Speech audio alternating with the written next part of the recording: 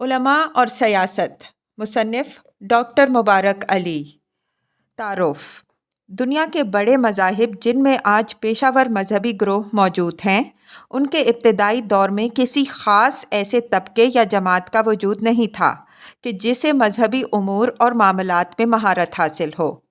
इसकी वजह यह थी कि इब्तिदा में हर मजहब की तालीमात, उसके उसूल और कवानीन इंतहाई सादा थे, जो कि आसानी से हर फ़र्द की समझ में आ जाते थे और जिन पर आसानी से अमल किया जा सकता था।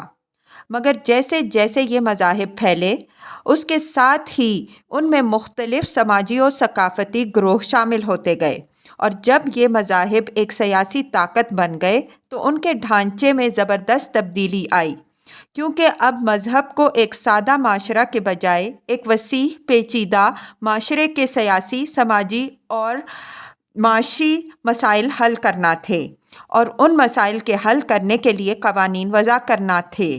लिहाजा इस सूरत हाल में इस बात की ज़रूरत महसूस हुई कि एक ऐसा तबका वजूद में आए कि जो मजहबी तालीमात और मजहबी उमूर में माहिर हो और जो मजहबी मामलात में माशरे की रहनुमाई कर सके। एक मर्तबा ऐसा तबका वजूद में आ गया तो उसने अपने इक़्तिदार और ताकत को महदूद करने के बजाय और फैलाना शुरू कर दिया।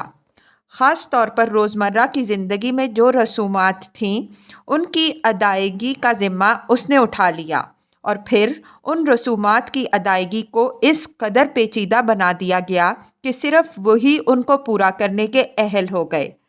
ये सूरत हाल हिंदू मज़हब में है कि जहाँ मजहबी रसूमात की अदायगी सिर्फ़ ब्राह्मण तबका ही के लोग कर सकते हैं। यही वजह थी कि ज़ात पात की तकसीम के इब्तदाई दौर में अगरचे अव्वलियत कश्तरी तबका को थी, मगर बाद में उसका दर्जा दूसरा हो गया और ब्राह्मण को अव्वलियत मिल गई। फिर ब्राह्मण ने अपनी माली हैसियत को मजबूत करने के लिए रसूमात की अदायगी इस कदर महंगी कर दी कि एक आम आदमी के लिए वो एक बोझ बन गई।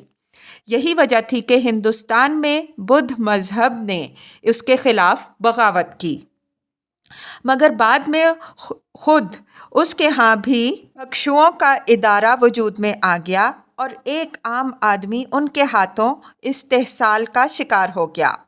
यही कुछ ईसाइयत में हुआ कि जहाँ इब्तदा में कोई मजहबी जमात नहीं थी, मगर बाद में न सिर्फ एक ताकतवर मजहबी जमात वजूद में आई, बल्कि चर्च और पोप के कायम होने के बाद ये एक मौसर जमात बन गई। इस्लामी माशरा में भी इसी अमल को दोहराया गया। इसके इब्तदाई दौर में जबकि मसाइल इस कदर पेचीदा नहीं थे, मज़हब की तालीम को हर फर्द आसानी के साथ समझ सकता था, लेकिन जब फतूहात और मज़ाहिब की तब्दीली की वजह से बड़ी तादाद में लोग मुसलमान होना शुरू हुए तो इस्लामी माशरा कबायली दौर से निकलकर जागीरदाराना और मलूकियत के दौर में दाखिल हो गया।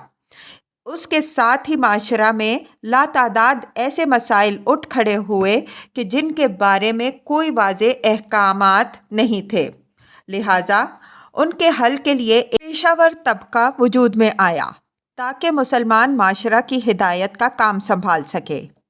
उलमा के इस तबके ने अपनी पूरी ज़िंदगी मजहबी तालीम के हुसूल के लिए वक्फ़ कर दी, और कुरान, हदीस, फ़िक़्ह और तफसीर के मुताले के बाद वो ख़ुद को इस काबिल पाते कि वो माशरे के सियासी, माशी और समाजी मसाइल का हल मज़हब की रोशनी में दे सकें।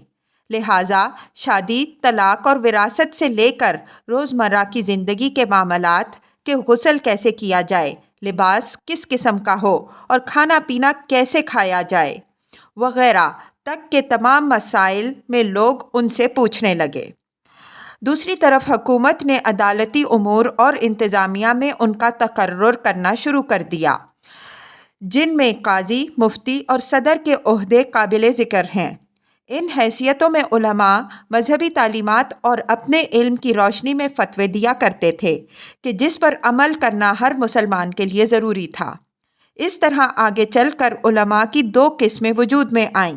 एक वो जो कि आला तालीमी याफ्ता थे और हुकूमत के ऊंचे ओहदों पर फाइज थे, جبکہ کم تعلیمی یافتہ مولوی مسجدوں کے امام اور خطیب بن گئے، اور اس طرح ان دونوں اقسام کے علماء نے معاشرے میں علیحدہ علیحدہ کردار ادا کیے۔ اعلیٰ تعلیمی یافتہ علماء حکومت کے عہدیداروں کی حیثیت سے پیچیدہ قسم کی سیاسی، سماجی اور معاشی مسائل کا حل پیش کرتے تھے، جبکہ دوسری قسم کے مولوی پیدائش، شادی اور موت کی رسومات کی ادائیگی کرتے تھے۔ شیعوں میں علماء کا درجہ بندی ان کے علم اور تجربے کی بنیاد پر کی گئی، اور اس میں ہر عالم کو موقع ملتا ہے کہ وہ ایک درجے سے دوسرے درجے میں جا سکے۔ ان میں مجتہد، آیت اللہ، امام اور فقیہ کے درجات ہیں۔ اس طرح درجہ کے لحاظ سے ہر ایک کے علیحدہ فرائض ہیں۔